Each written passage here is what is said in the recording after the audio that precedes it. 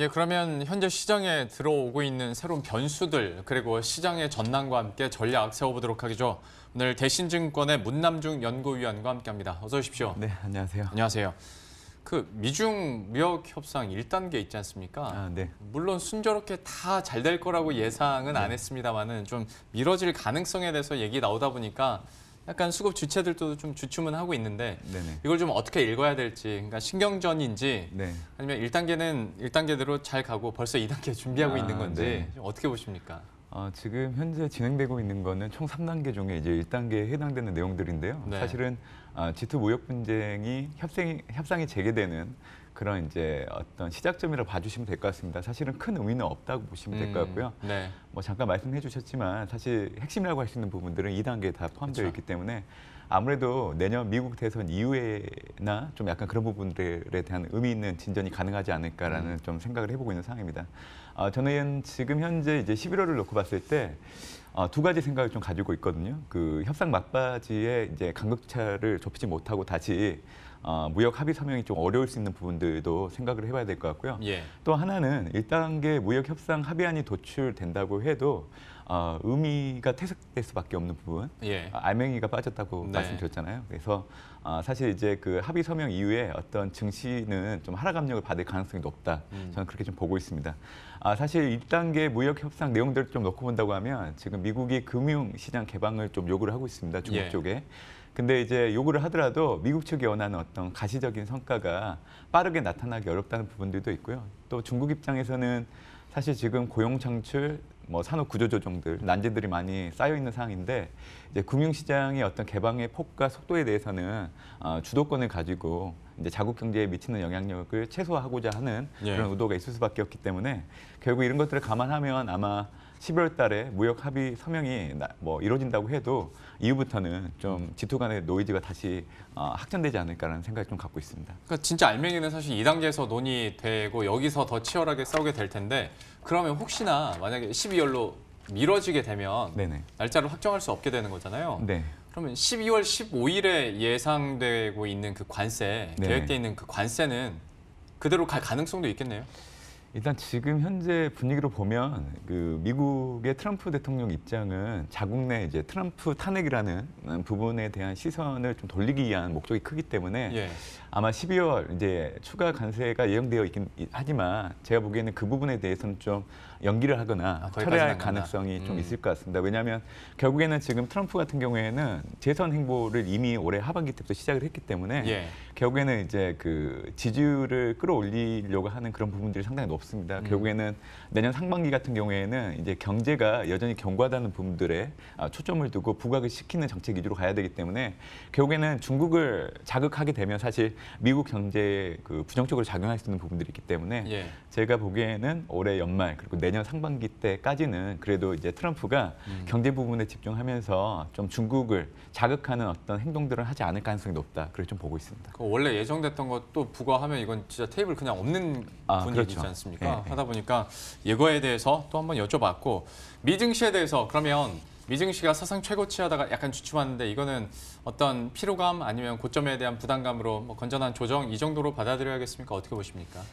사실 이제 그 미국 증시를 논하기 위해서는 미국의 경제의 어떤 경기 사이클을 좀 감안할 필요가 있습니다. 왜냐하면 사실 2009년도 이후에 지금 10년 이상 호황장을 좀 맞이하고 있는 부분들이 분명히 있거든요. 네.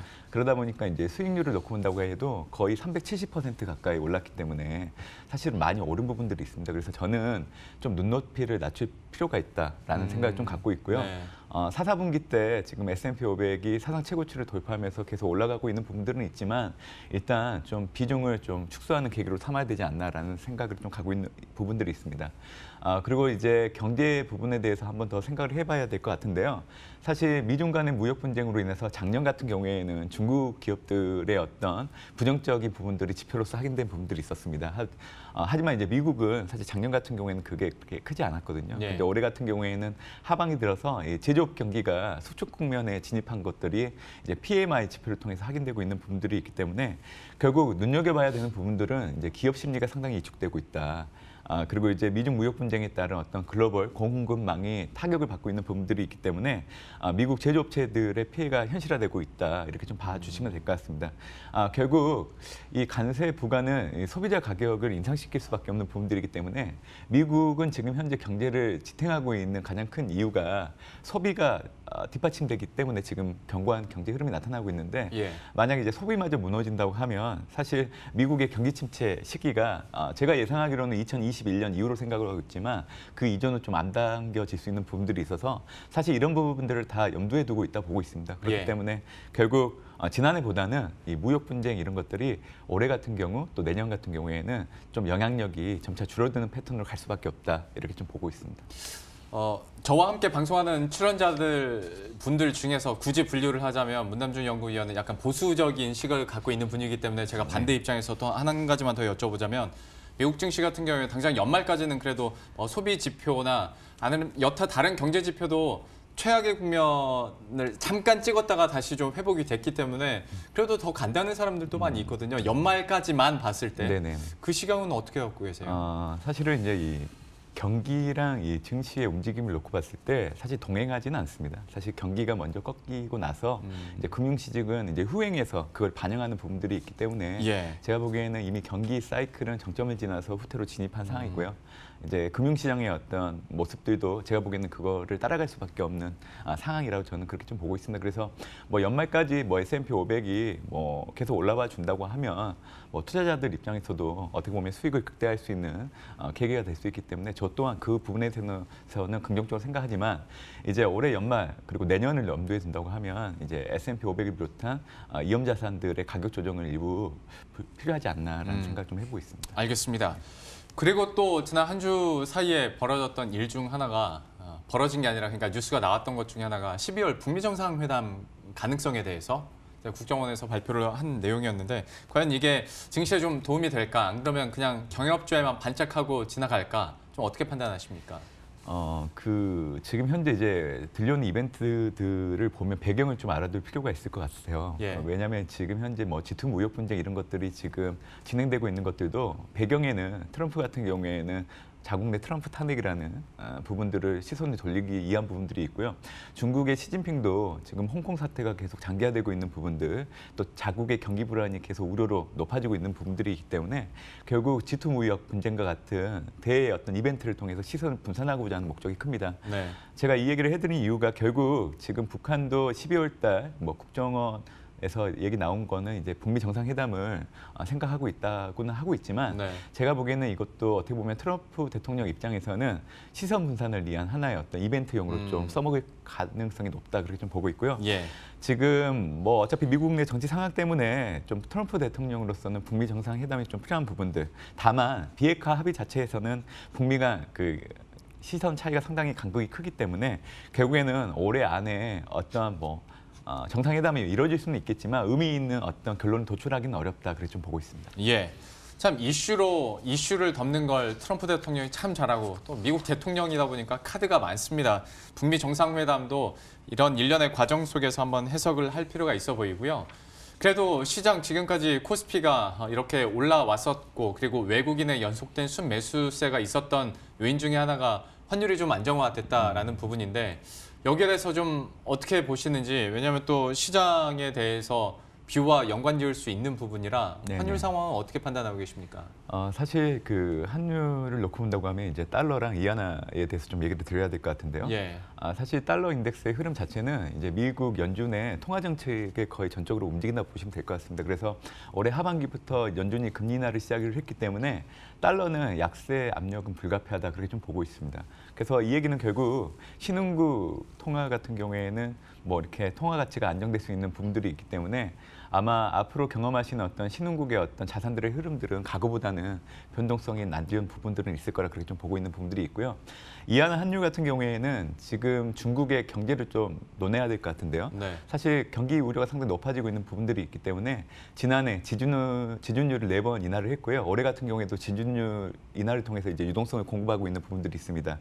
결국 이 얘기는 이 미국과 중국의 금리 차가 좀 이렇게 축소되는 부분들이 있기 때문에 이하나 가치의 평가의 어떤 절하는 불가피하다고 그렇게 말씀드리는 거고요. 예. 결국에는 그 앞으로 남아있는 연말까지 이 달러 인덱스의 밴드는 96에서 99 정도로 생각을 하고 있고요.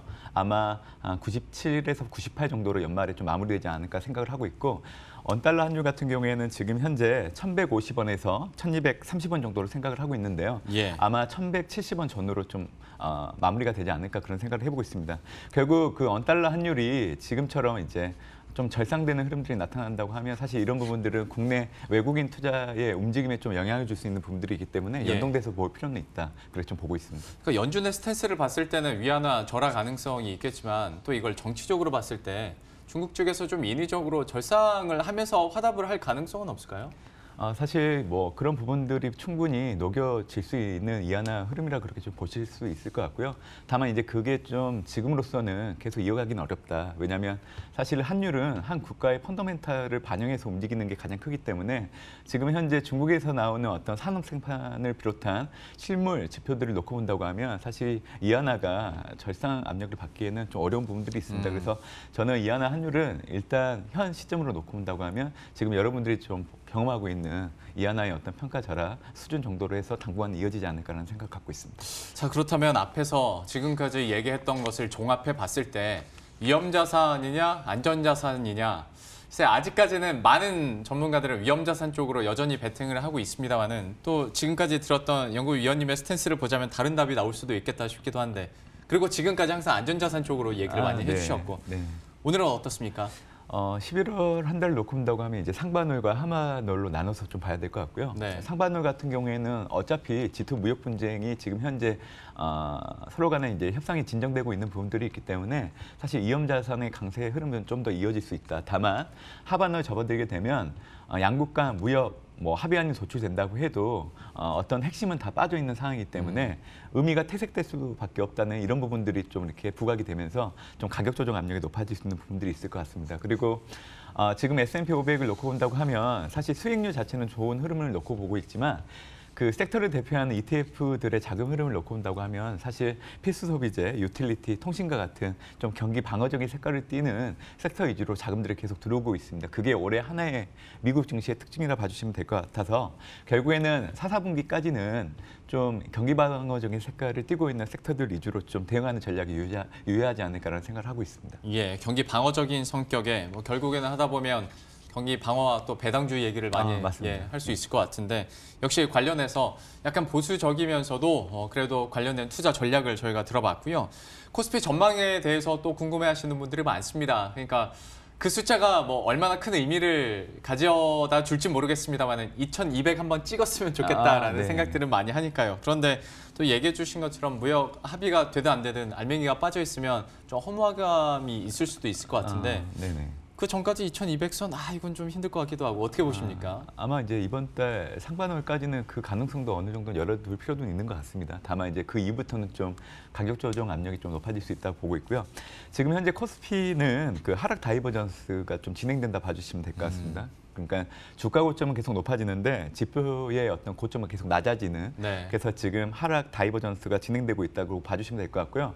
아마 최근 코스피 흐름을 보시면 아시겠지만 정강 후약, 그러니까 이제 막판에 좀 약간 힘이 빠지는 약간 그런 패턴들이 나타나고 있습니다. 결국 지금 현재의 어떤 모습들을 계속 이어지기는 어렵다는 것을 좀 반증해주지 않을까라는 생각을 하고 있고요.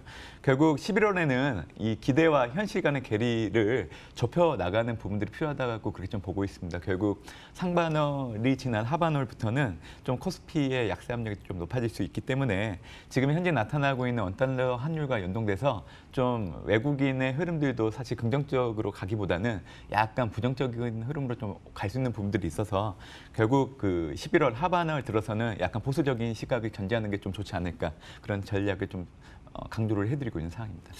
그 연말까지 기관들의 수급이 계속 그래도 긍정적일 거라는 얘기를 하도 많이 들어서, 그러면 외국인은 그런 빈자리를 기관이 채워줄 가능성은 없을까요?